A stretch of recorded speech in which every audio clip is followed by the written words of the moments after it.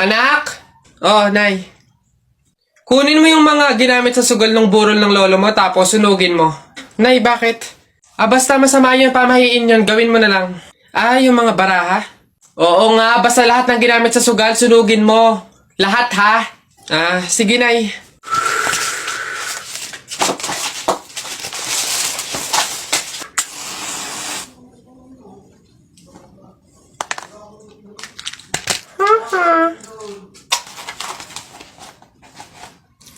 Nasaan yung mga pera dito?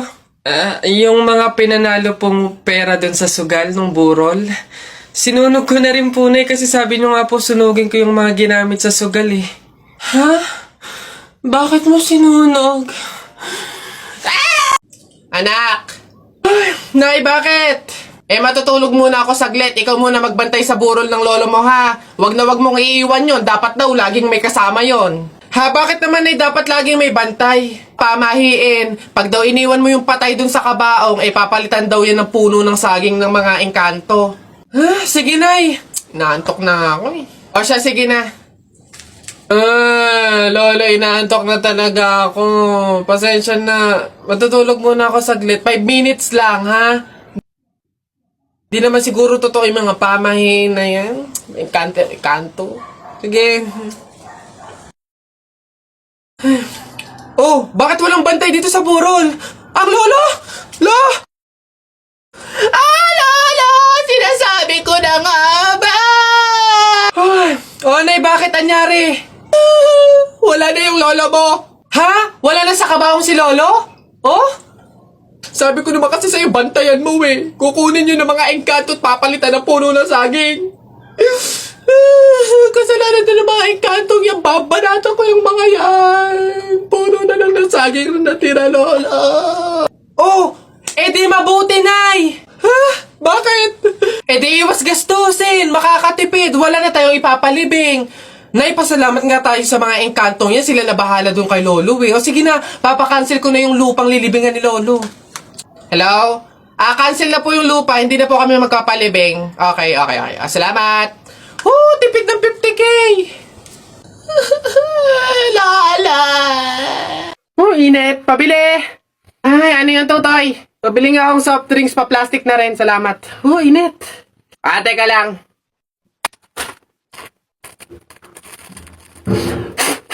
Hirap naman buksan ng plastic na to.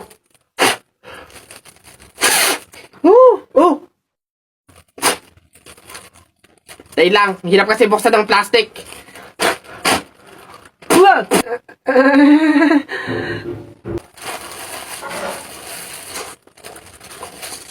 Ay.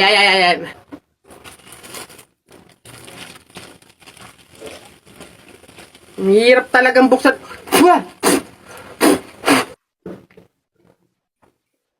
Bata. Salamat ho.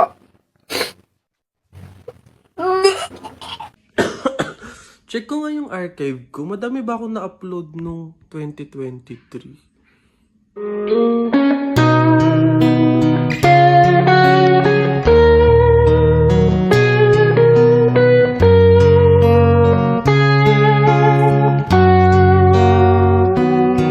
Buti naman anak, makakalipat na tayo ng bahay.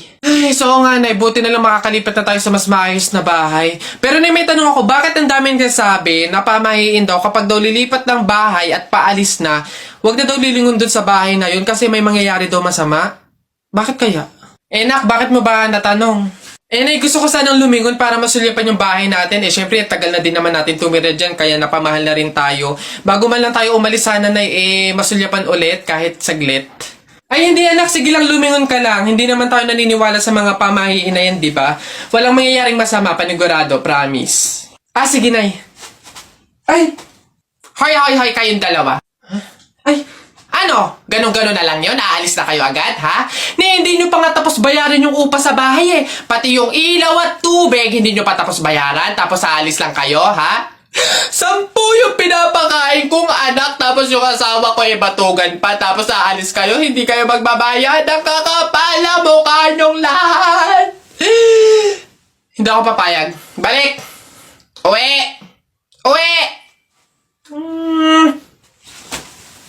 Uy, Jepoy, magkano naging pera mo nung bagong taon? Oh, madami akong naging pera. Oh, nung nagpanabog sa amin, dami kong napulot na barya eh. Tapos meron pa 100, may 20, tsaka 50. O ano? Ba't ang yabang mo? Parehas lang naman tayo. Ganyan din naman yung naging pera ko nung bagong taon. Yung sa akin nga, iipunin ko eh. Para yung pambili ako ng madaming pellet, tsaka sapatos, tsaka damit eh. Lalo sa akin. Lalagay ko pa nga sa alkansya eh. Para maipon na maipon, dumami pa lalo yung pera ko eh. Bili na kayo, bili na kayo. Scramble, scramble! Hoy, scramble! Tara, bili tayo! Tara! Anak. Ay, Nay. Bakit? May hawak bang pera sa kabaong yung lolo mo? Wala po, Nay. Bakit po? Ay, lagyan mo. Pamahiin kasi yun na dapat may hawak na pera sa kabaong yung namatay. Pinakapamasahin niya na kasi yun sa langit. Sige po, Nay. Ay. Ito po, lo. Pamasahin niyo sa langit. Ingat. Nasa langit na ako. Ay, opo, Tay. Kasi sinunod po ng pamilya niyo yung pamahiin na dapat may hawak kayong pera sa kabaong para may pamasahe kayo dito sa langit. Ay, ganun ba? Naku, Teka, 1,000 yung binigay sa akin. Nasaan yung sukle? Ibigay niyo sa akin, ano to? Dayaan to, ha? Akin na. Ano na? Sa baba... Kainin mo na kasi ito, babe. Parang...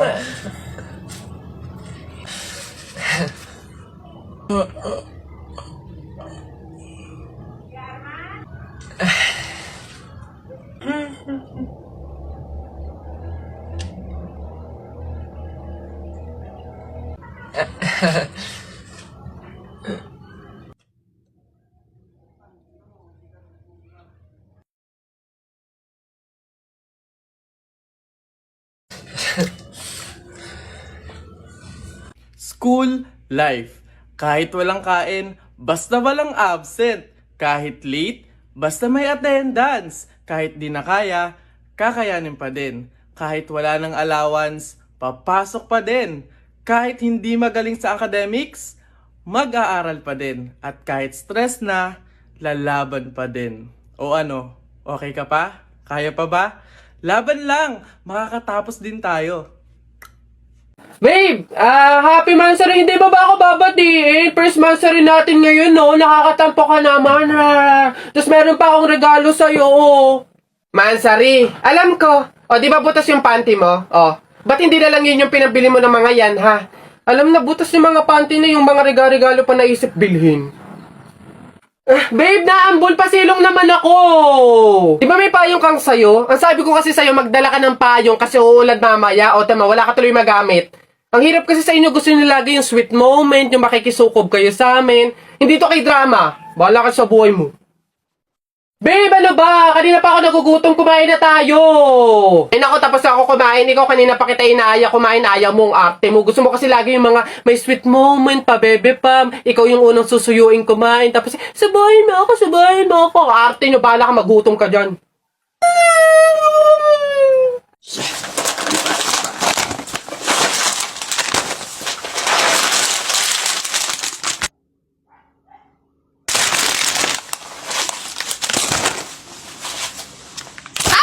Ikaw yung patay dun sa kabilang kanto, di ba? Huwag mo ako multuhin, ibabalik ko na tong mga to. Nagbaka sakali lang naman ako, hindi naman totoo. Joke lang to eh. Ang OA mo, hindi kita minumulto, hihingi lang ako. Putik nang yang ilang araw na ako nakigado sa kabaong, di man ako pinapakain. Pingin niya ako na. Ang kunat na naman nito. May dala ka ba dyan tinapay? Hina mo naman. Iha, ikaw ba yung asawa nung namatay? Ay, opo, ako po. Bakit po? Gusto ko lang sabihin na mamaya sa libing bawal kang kasunod sa prosesyon ng patay. Ay, bakit po?